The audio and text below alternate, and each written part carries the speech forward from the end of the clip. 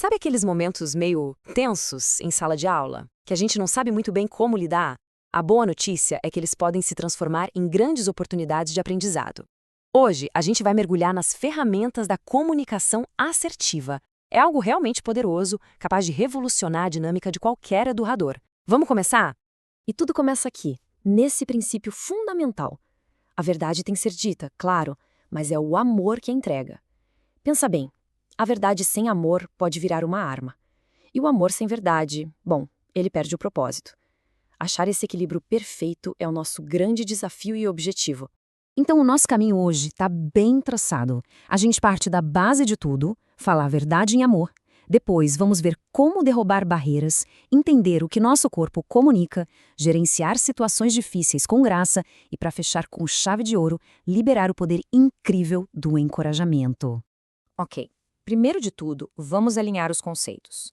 O que de fato significa ser assertivo de uma perspectiva bíblica? É muito comum a gente confundir assertividade com agressividade, né? Ou achar que ser gentil é ser passivo. Tá na hora de quebrar esses mitos e encontrar o caminho certo. Olha só que claro que fica nesse quadro. De um lado, o estilo passivo, que com tanto medo de conflito acaba perdendo a turma. Do outro, o agressivo, que até consegue silêncio, mas à base de intimidação. O que ele ganha com isso? Muros. Ninguém quer participar. E aí, no meio, está o assertivo. Ele é firme e gentil ao mesmo tempo.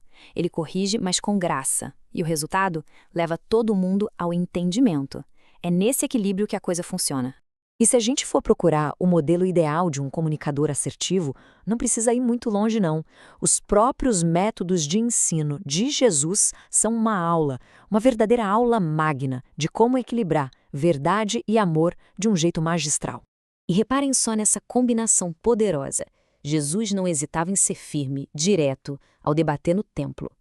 Defendia a verdade com toda a convicção. Mas, no momento seguinte, ele demonstrava uma gentileza, uma empatia fora do comum com os mais frágeis.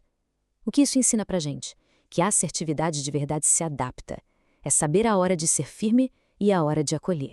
Certo. Agora que a gente já entendeu o que é ser assertivo, vamos ver como fazer para nossa mensagem não se perder no meio do caminho. Porque, afinal, de que adianta ter a mensagem certa se ela não chega onde precisa chegar, né? Vamos quebrar as barreiras que impedem uma conexão real com os alunos. Essa aqui talvez seja a mudança de chave mais importante para um educador. Sabe a diferença? Ouvir para responder é sobre nós. A gente só está esperando uma brecha para falar o que pensa. Agora, ouvir para compreender. Isso é sobre o outro. É quando a gente desliga aquele monólogo interno e abre espaço para um diálogo de verdade. Um diálogo que transforma. E aqui, cuidado com essa armadilha, porque ela é muito comum. O teologuês. A gente usa termos como soteriologia, justificação, e sem querer cria um humor invisível com quem está ouvindo. A intenção é ótima, é ensinar, mas o resultado muitas vezes é só confusão. A verdadeira sabedoria não é usar palavras difíceis, é conseguir tornar as verdades mais profundas acessíveis para todo mundo. É um processo simples: identificar o termo, traduzir e, o mais importante, conectar com a vida real. Isso sim é transformar jargão em sabedoria prática. Às vezes a gente se esquece, mas o nosso corpo fala. E como fala? Muitas vezes ele grita mais alto que as nossas palavras. Mais da metade de toda a comunicação é não verbal. Então vamos ver como a nossa postura pode ou reforçar ou sabotar completamente a nossa mensagem? Pensa um pouco na postura em sala de aula. Braços cruzados, olhar para baixo, isso comunica distância, desinteresse.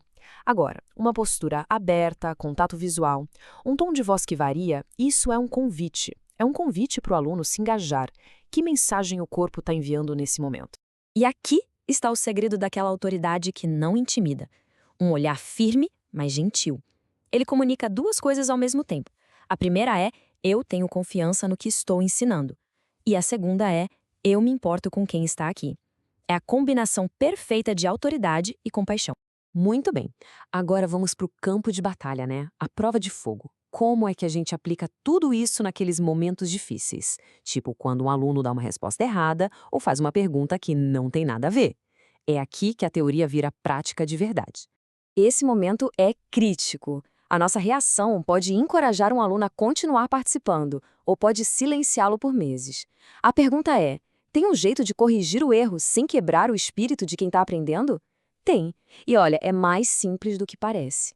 E aqui está o pulo do gato. A genialidade desse método é que ele desloca a autoridade. A correção não vem mais do professor. A gente primeiro valida o esforço e depois redireciona para a escritura. A própria palavra faz a correção. Nós viramos facilitadores da verdade, não juízes do erro. E com isso a gente protege a dignidade de todo mundo e ainda conecta o ensino com o dia a dia. Lidar com perguntas fora do tema é uma arte. E com essa técnica, a gente consegue duas coisas. Primeiro, validar a curiosidade do aluno, que é super importante. E segundo, manter o leme da aula firme nas mãos. A gente mostra respeito, mas sem nunca perder o foco da lição. Até aqui, a gente falou bastante de correção, de gerenciamento, mas a comunicação assertiva tem um outro lado igualmente poderoso: a capacidade de construir, de edificar, de encorajar. Vamos explorar agora o poder do reforço positivo para mudar completamente o clima da sala. Toda vez que a gente elogia uma contribuição, a gente faz muito mais do que só reconhecer uma pessoa. A gente manda uma mensagem para a classe inteira. A mensagem é: aqui é um lugar seguro para participar, pode arriscar, pode tentar. O reforço positivo, sem dúvida, é a base de um ambiente de aprendizado vibrante. E agora, para a gente fechar, fica uma reflexão. De tudo que a gente conversou, qual princípio, qual pequena atitude dá para colocar em prática já na próxima aula? Pensa nisso, porque conhecimento só vira a transformação de verdade quando entra em ação. A mudança na sala de aula e nos corações que estão ali começa com um pequeno passo.